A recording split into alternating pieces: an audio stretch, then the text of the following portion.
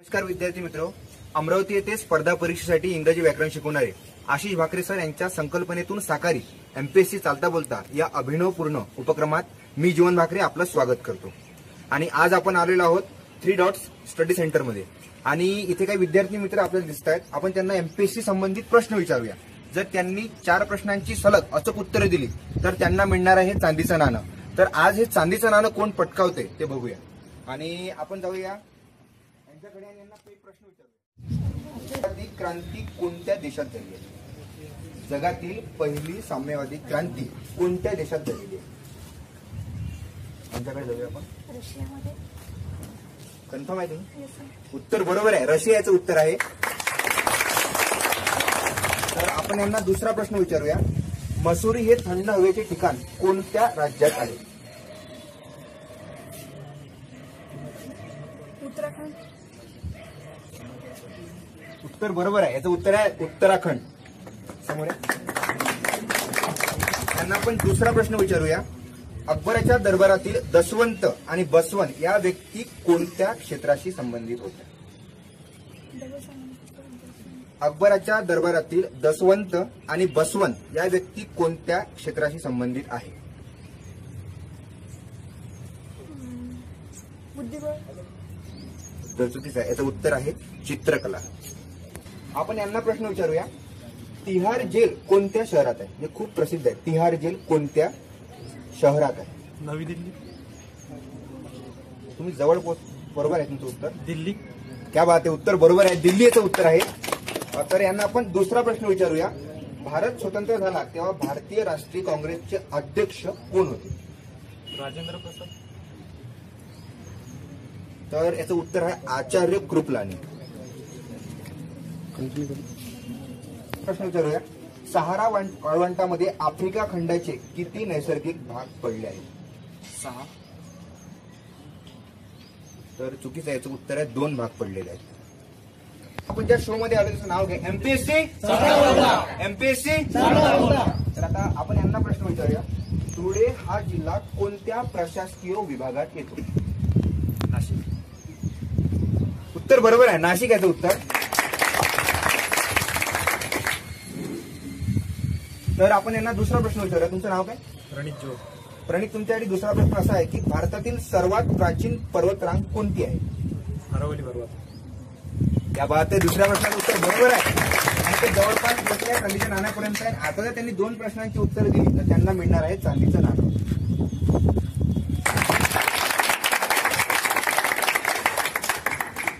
त्यासाठी तिसरा प्रश्न आहे, इटलीचा आक्रमक हुकुमशहा कोण होता?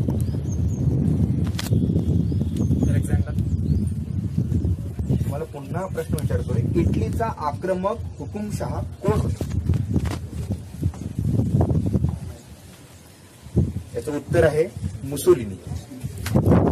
आता सगळ्यांसाठी कॉमन प्रश्न विचारतो, ज्याला कोणाला येत असेल त्यांनी फक्त हात वर करा, त्याच्याकडे।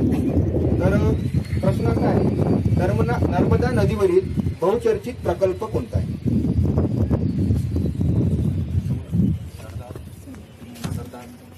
उत्तर बरोबर आहे, याचं पूर्ण उत्तर आहे सरदार सरोवर प्रकल्प।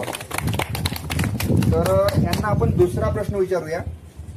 इसवी सन 1917 मध्ये रशियात झालेल्या राज्यक्रांतीमध्ये कोणत्या विचारवंतांचे मोठे योगदान होते? पुन्हा विचार करायचा, मी पुन्हा प्रश्न सांगतो। इसवी सन 1917 मध्ये रशियात झालेल्या राज्यक्रांतीमध्ये कोणत्या विचारांचे मोठे योगदान होते? विचारवंतांचे, विचारांचे। याचं उत्तर आहे कार्ल मार्क्स। कॉमन प्रश्न आहे, कॉफीचे सर्वाधिक उत्पादन करणारे भारतातील राज्य कोणते? आसाम। उत्तर चुकीचं आहे. बरं, एकच चान्स, आता एकच चान्स देतो. कर्नाटक. क्या बात आहे, उत्तर बरोबर आहे. कर्नाटकाचे उत्तर आहे असं म्हणा. तर यांना आपण दुसरा प्रश्न विचारूया. ब्रॉडबँड कनेक्टिव्हिटी पुरवणारे देशातील पहिले राज्य कोणते? ब्रॉडबँड कनेक्टिव्हिटी पुरवणारे देशातील पहिले राज्य कोणते?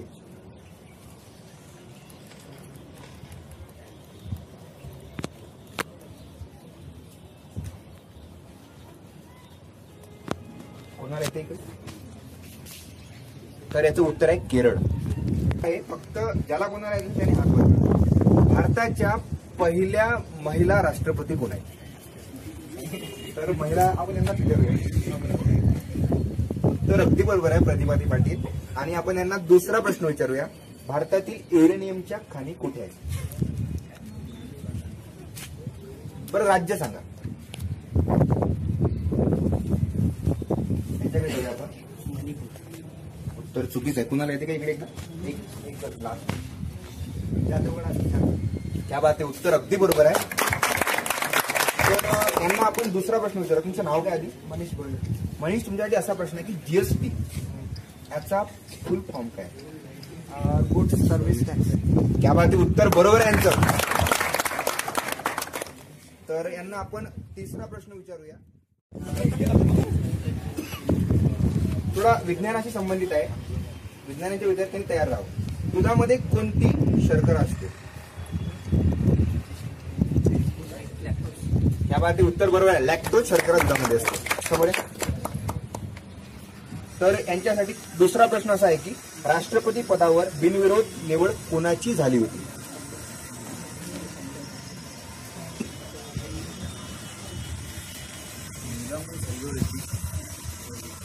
उत्तर बरोबर आहे. याचं उत्तर आहे डॉक्टर नीलम संजीव रेड्डी. आपण दुसरा प्रश्न विचारूया. भारतातील क्षेत्रफळाने सर्वात मोठे राज्य कोणते? आपलं उत्तर प्रदेश. यूपी. उत्तर चुकीचं. याचं उत्तर आहे राजस्थान.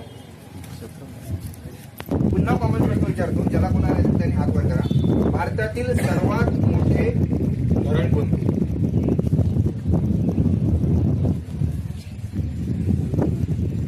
धरण म्हटलं, नदी नाही म्हटलं.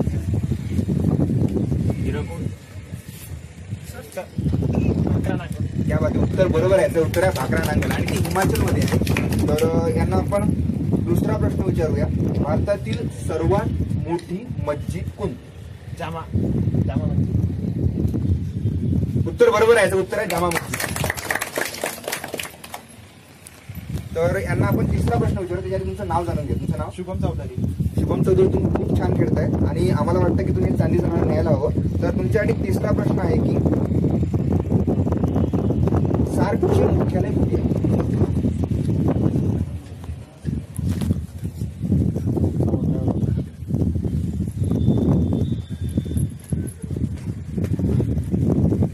नेपाळ. क्या बात आहे, उत्तर बरोबर आहे यांचं. नेपाळ, काठमांडू मध्ये. तर मित्र, शुभमनी 3 प्रश्नांची सलग अचूक उत्तर दिली आहे आणि ते एकदम जवळपास पोहोचले आहेत चांदीच्या नाण्यापर्यंत. आणि जर त्यांनी चौथ्या प्रश्नांचं सलग अचूक उत्तर दिलं तर त्यांना मिळणार आहे हे चांदीचं नाणं. आणि एक त्यांच्यासाठी एक महत्वाची गोष्ट आहे की ते लाईफ टाईम सुद्धा यूज करू शकतात. म्हणून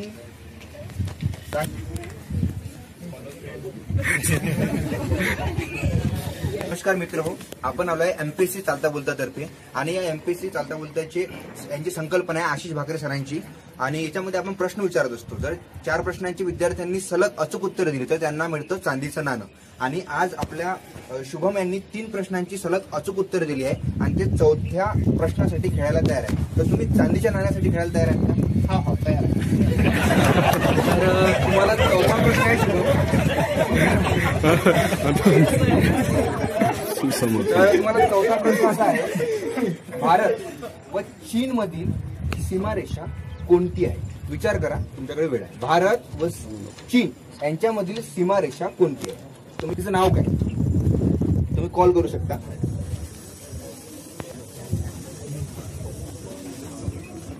सॉरी.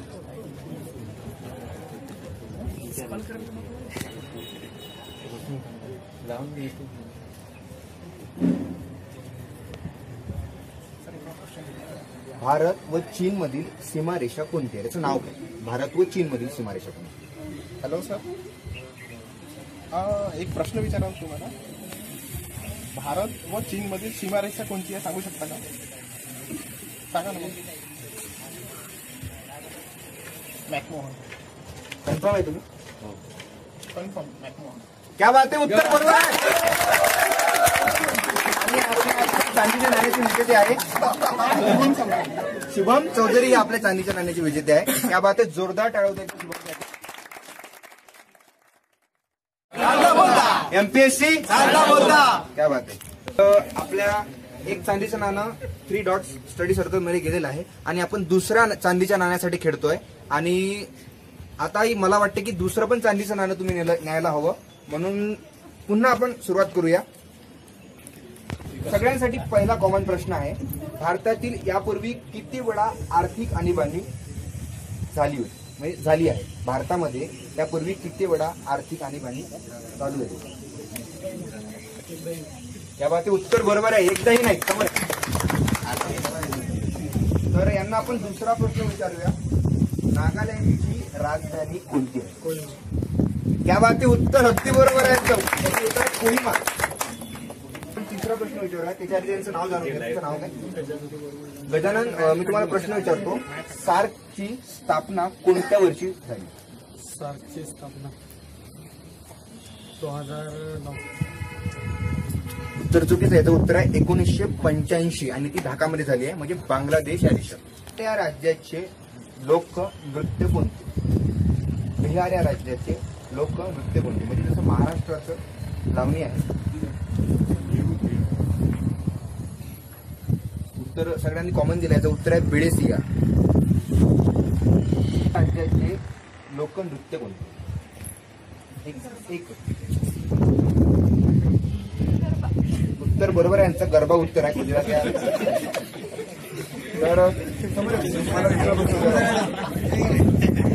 तर यांच्यासाठी दुसरा प्रश्न असा आहे,